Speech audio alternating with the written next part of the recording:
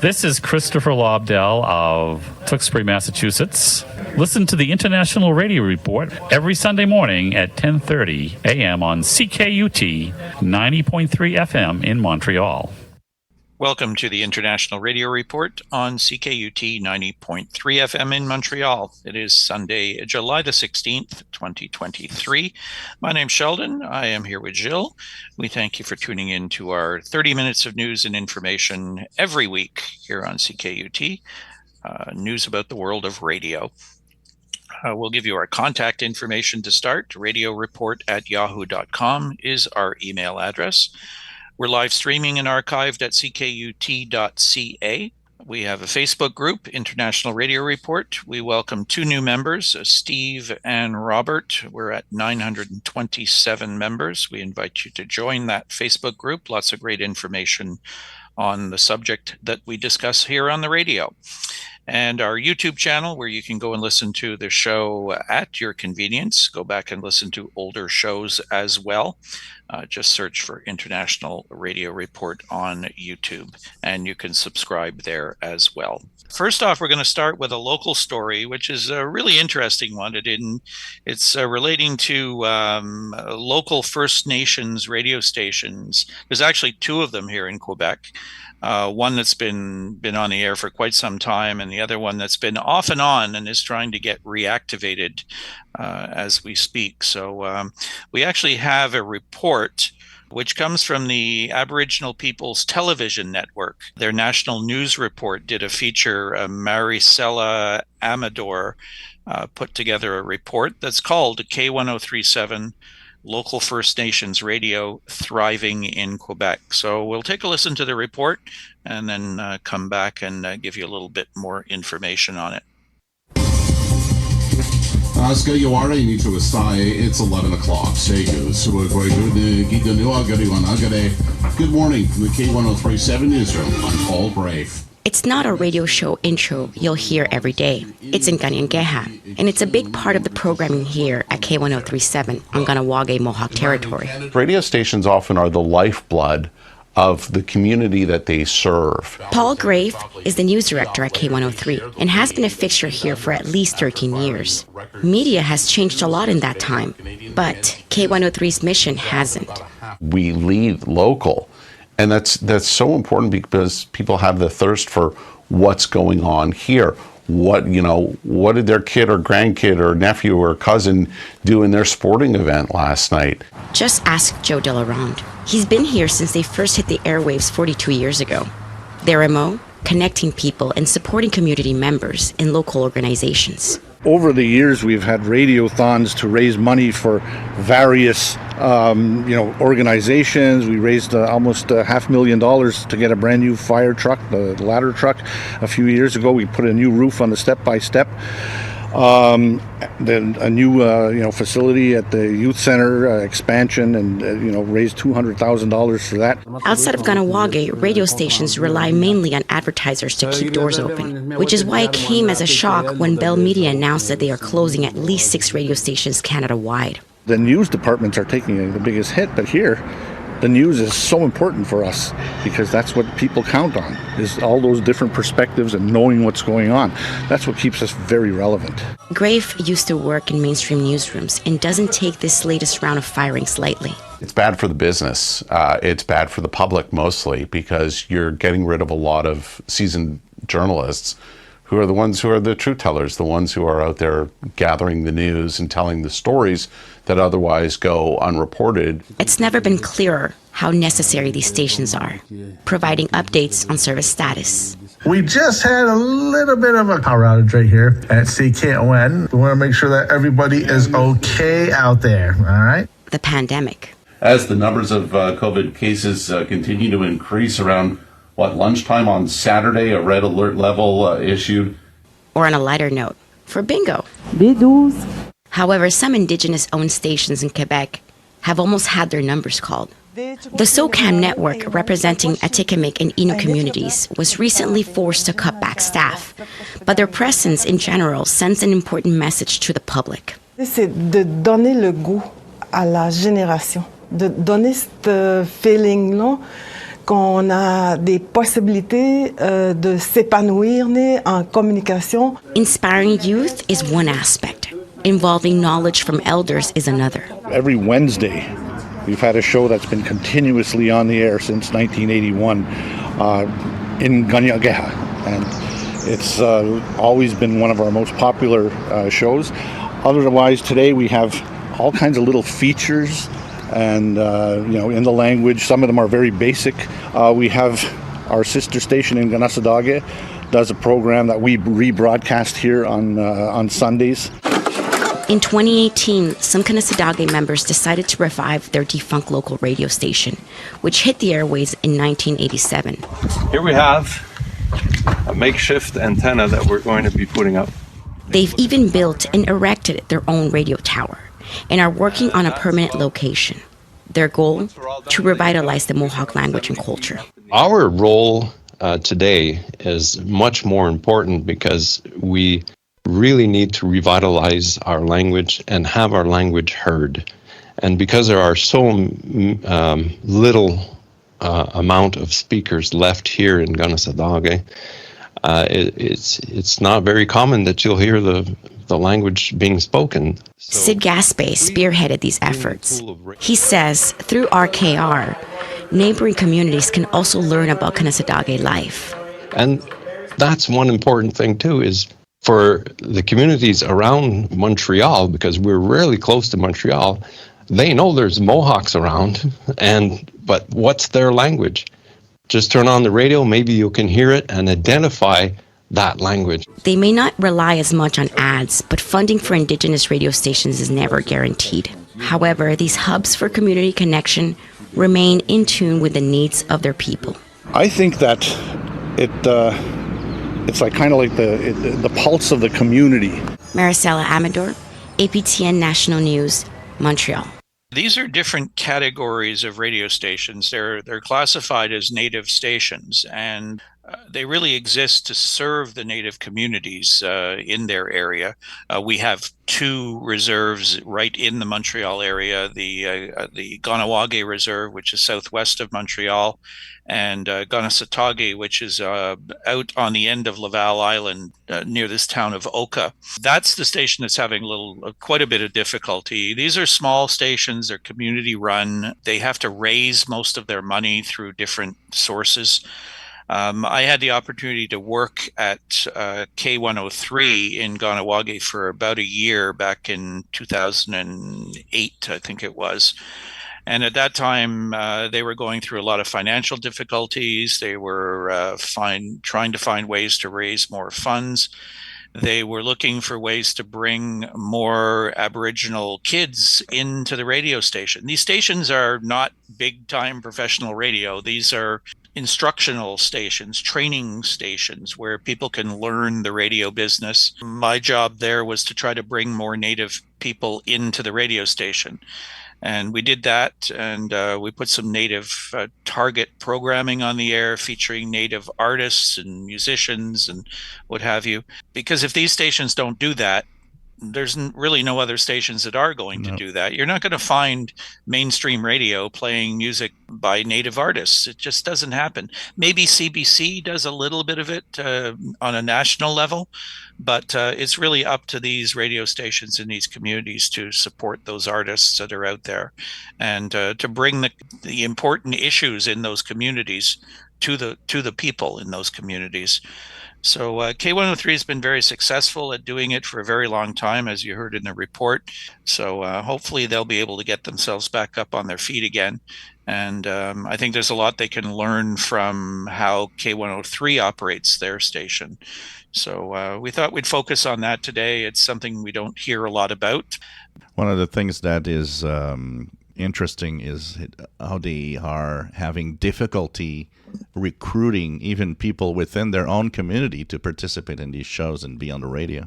Yeah, they're also working to try to reintroduce the native language. Ganyageha is the name of the Mohawk language. And they do have a little bit of programming. We used to run Mohawk language lessons on the station. I'm not sure if they're still doing that. The language is getting lost. A lot of the native kids choose to go to English or French schools instead of going to native schools on the reserve. And as a result of that, many of them are not learning anything about the native language. So these stations can play a role in that too, of trying to help reintroduce it to people. So we have in our next news item, Sirius XM that expands relationship with FEMA. This is via Radio Insight. The Federal Emergency Management Agency, FEMA, and Sirius XM announced an expansion to their relationship that will enhance connectivity of FEMA's Integrated Public Alert and Warning System, National Public Warning System. As part of the new program, SiriusXM will give FEMA access to secure bandwidth on SiriusXM's proprietary satellite radio system to provide additional connectivity between FEMA and the National Public Warning System network. SiriusXM will be providing a satellite-based delivery system to FEMA's public warnings, which consists of 77 designated radio broadcast stations and other relay facilities that cooperatively participate with FEMA to provide emergency alert and warning information to the public. A secure, trusted, capable, and reliable technology ecosystem is the foundation of the alert system and the capabilities, says Antoine Johnson, director of FEMA IPAWS, and he says that IPAWS embraces innovative technologies and platforms, and SiriusXM's satellite network helps reinforce our capabilities. By supplying the satellite-based backup for FEMA's backbone communication system, SiriusXM helps to strengthen FEMA's ability to respond quickly and effectively to weather-related crises and other emergencies, said Bridget Neville, Senior Vice President and General Manager, Signal Distribution Engineering, SiriusXM. SiriusXM has worked extensively with FEMA over the years. We are proud of our efforts to aid in delivering critical emergency messages to the public. We look forward to deepening and expanding upon our relationship with FEMA through this program and additional opportunities to leverage our satellite network in the future. SiriusXM has collaborated with FEMA for more than 2 decades, including providing dedicated satellite radio receivers for FEMA to distribute during emergencies, operating as a public warning system station, and carrying other emergency information to disaster-stricken regions.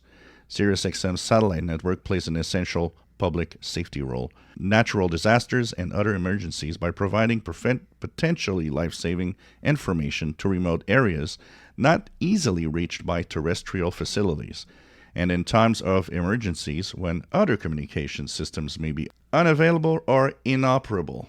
SiriusXM also broadcasts emergency alert system messages on its free preview channels, which are available on all satellite radios without a subscription required. The preview channels give the public much-needed information during natural disasters, assisting in the aftermath of major disasters such as hurricanes, earthquakes, and forest fires.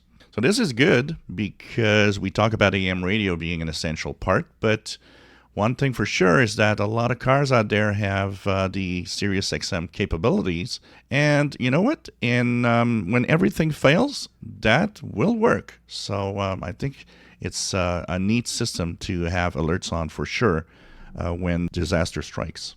Yeah, SiriusXM has been very aggressive at getting their radios into most new cars. They also struck a deal several years ago that used cars that have satellite radios in them, they will reactivate them for a free trial period.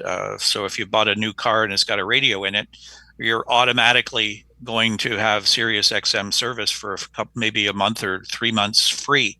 I mean, obviously it's a marketing tool in that respect, but once you've got that radio and it's active in your car, it becomes an almost guaranteed way of getting something to you quickly, as long as you've got your radio turned on, of course. But yeah, it is nice to have it as an alternative, and a pretty reliable alternative as well. So what's happening with our sun? Well, the sun is very active. Lots of sunspot groups, and a couple of them are actually posing threats for strong flares. One of them, AR 3372. So this means that we're in high solar activity mode. The sun is very active, and that is good for propagation, But, of course, when solar flares happen and the possibility of geomagnetic storming coming with it, we'll have up and down conditions probably throughout the week. The sunspot number is 146.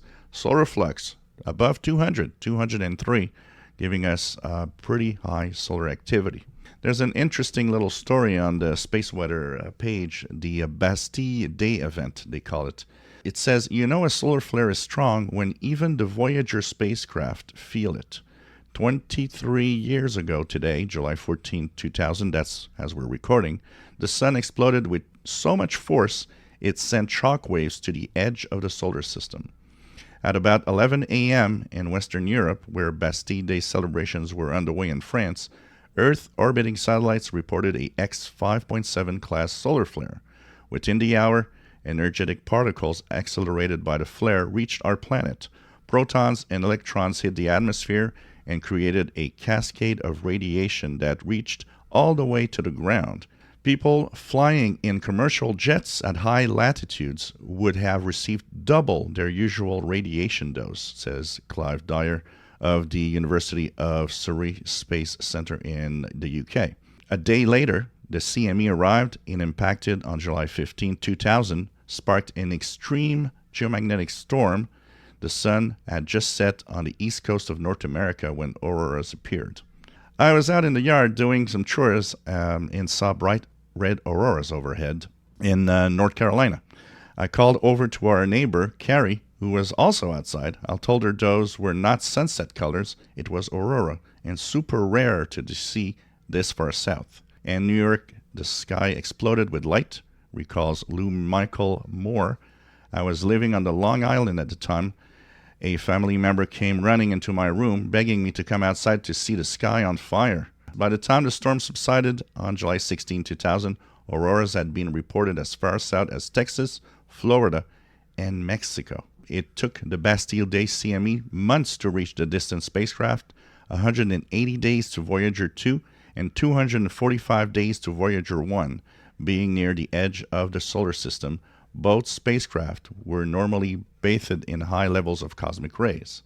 So if you want to listen to the impact that auroras and space weather has on the radio, well, you got to do one thing, is to turn on a radio and listen. This is Amanda Dawn Christie telling you that if you're interested in radio, AM, FM, shortwave, amateur radio, pirate broadcasting, and more, you won't want to miss the International Radio Report every Sunday morning at 10:30 on CKUT 90.3 FM in Montreal and online at ckut.ca. Our next story comes from the Associated Press, and we thank Steve Camp, who is a CIDX club member out in Sacramento, California, for passing this story along. The headline is Syria revokes BBC accreditation over alleged bias after a report on high-level ties to the drug trade, out of the AP Beirut office. Syria's information ministry revoked the BBC's media accreditation days after the British public broadcaster aired a report linking members of Syrian President Bashar Assad's family and senior army officials to the production and smuggling of illicit drugs. The documentary, broadcast in late June, describes a multi-billion-dollar industry and business involving the highly addictive amphetamine known as Captagon. The Syrian ministry said it revoked the BBC's accreditation after repeated warnings about what it claimed were, quote, misleading reports relying on statements and testimonies from terrorist entities and those hostile to Syria, unquote. The ministry made no mention of the documentary and did not back up its claim of biased reporting. The BBC dismissed the ministry's allegations, saying it provides impartial and independent journalism. We speak to people across the political spectrum to establish the facts, the BBC said in a statement emailed to the Associated Press over the weekend. We will continue to provide impartial news and information to our audiences across the Arabic-speaking world. The BBC's radio and television correspondents, as well as its videographers, lost their accreditation. The production and smuggling of Captagon pills has blossomed in war-torn Syria in recent years. Experts say it is a source of revenue for the country's crippled economy and sanctioned leadership. Neighboring Jordan and Saudi Arabia, as well as other Gulf countries, have long complained about the scourge of the cheap drugs from Syria. Captagon is used as a recreational drug, but also by fighters on the battlefield and by manual laborers. The Syrian government denies any involvement in the production of Captagon. So BBC, as usual, likes to try and cover all the stories. They do check out their sources, and they usually divulge the sources. They don't think they put stuff on the air unless they feel it's probably accurate. Obviously, the Syrian government and the president has taken exception to this. So here's another example of something that's going out on the air and you don't like it, and the government controls the media in the country. They have the right to shut it down, either forcing them off the air, taking away media accreditations, lots of different things they can do. What's the answer? Shortwave radio works pretty good. It makes me think of the closing down of the Singapore relay and the messages that they're giving out that say, well, you can always go to bbcworldservice.com to listen to us. Well, this is in a case where if shortwave is not there, there's a possibility that you're not going to be anywhere in some countries. Because, you give news and you report things that governments don't like. What do? They find every way possible to shut you down. And there's one that you can't, shortwave radio. Yep. It's, I'm a little disturbed when I see broadcast organizations think that everyone is on the internet. It's just not true. And I think many of them should know better that is not the case in certain parts of the world. So, it's nice to know that there is, a pretty efficient way of getting information to people with a very simple tool. And that's a very basic radio. And our next news item about Australian broadcasting heads back to Palau via the Association of International Broadcasting newsletter. ABC Radio Australia will be heard in the Republic of Palau for the first time in more than 5 years.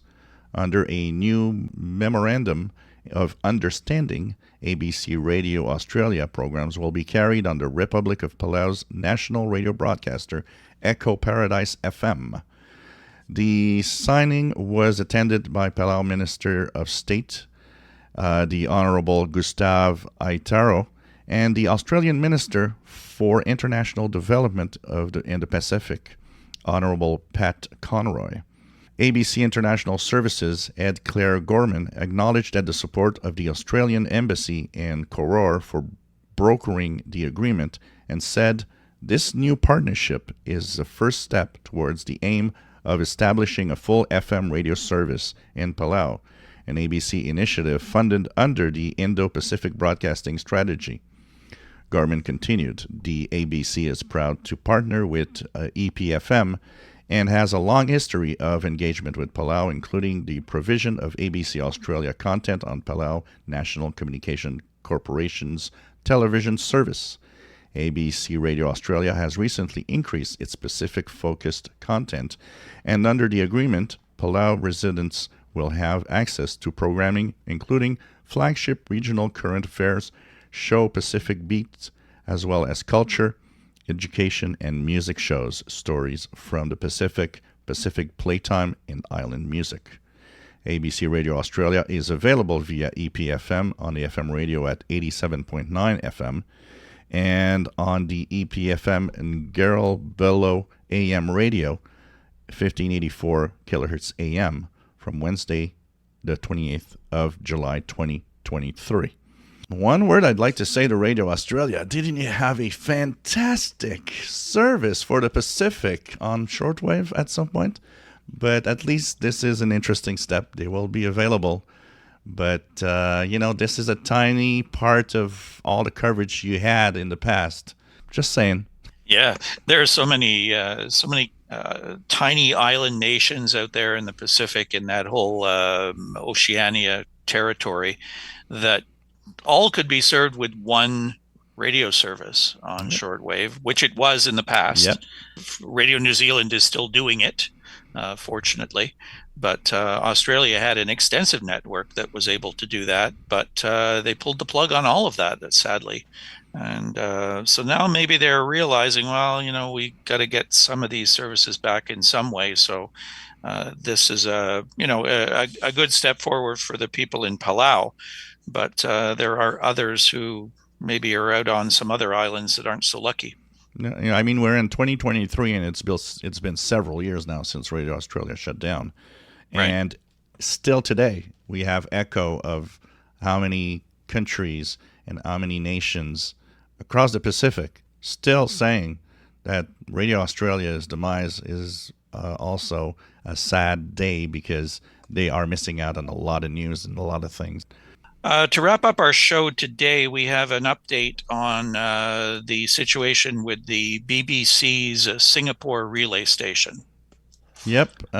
So what's happening is that we talked last week about July 16 being the end date for Singapore relay. There's actually recordings that have started to appear on the frequencies of the Singapore relay from the BBC that say, by tomorrow, this service is going to end. But the recording has been there for 3 days now. For some reason, instead of saying a specific date, they say tomorrow. So I want to thank Mickey Delmage out in Sherwood Park, Alberta, for sending us a recording of what's on the Singapore relay frequencies. So every Singapore frequencies used have the same message that's been there for several days in a row. And like I said, it's strange that they're not giving a specific date, but just saying that we're going to be off tomorrow. So here's what it sounds like on one of those Singapore frequencies.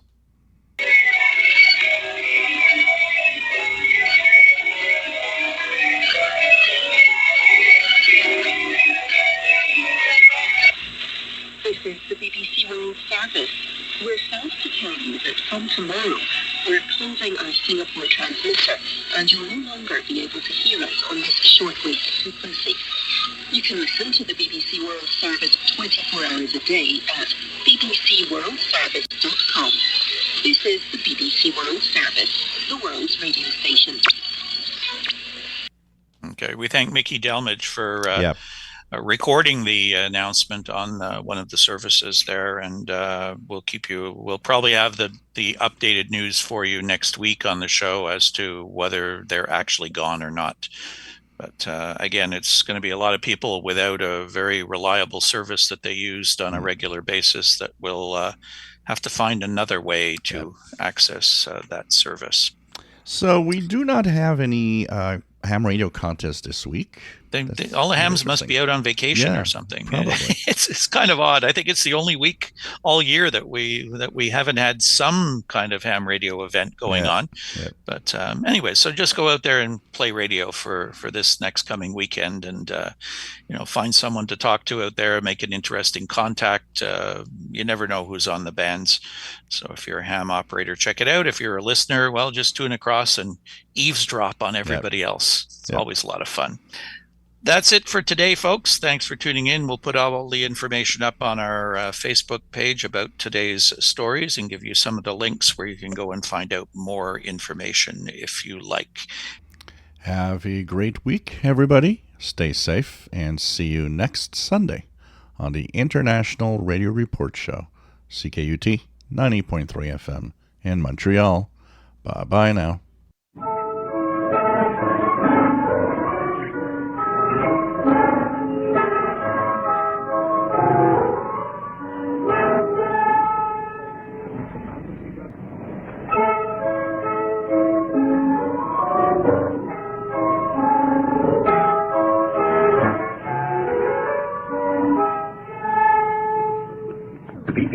Far Eastern Relay Station.